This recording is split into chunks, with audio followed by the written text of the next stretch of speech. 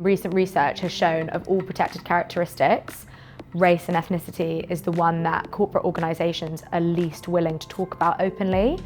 And I was having lots of disparate conversations across the entire organisation about anti-racism, about racism, gathering all this qualitative data through speaking to people and running focus groups. But what I couldn't understand from this is how people of colour, of different religions and of different ethnicities were experiencing Nesta. Nesta chose to work with FLAIR because there is nothing else in the market that focuses on racial equity like this. Nesta is a very inquisitive organisation, all of our employees, so a lot of questions came to me about how scores were going to be calculated, how we were going to be benchmarked. So all of those questions I sent through to my account manager and they were answered very quickly and very thoroughly, so that was very helpful for me. What was so effective about working with FLAIR is it allowed us to speak to every white person in Nesta about race in a way that we'd never been able to before.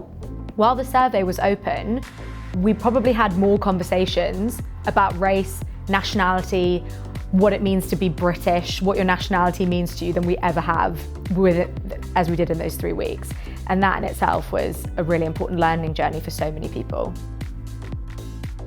We launched survey results about 2 months ago, and I think the biggest change I've noticed is just around engagement.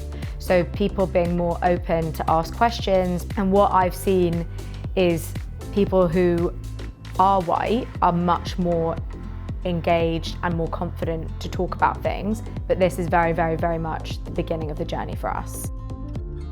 If you're thinking of working with FLAIR, I would highly recommend it.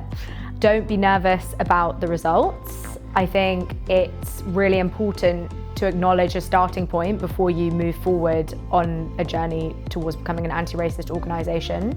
And this is really the first step that you can engage your entire organisation in talking about race in a way that doesn't make anyone feel put on the spot. And that's people of colour and then also white groups as well.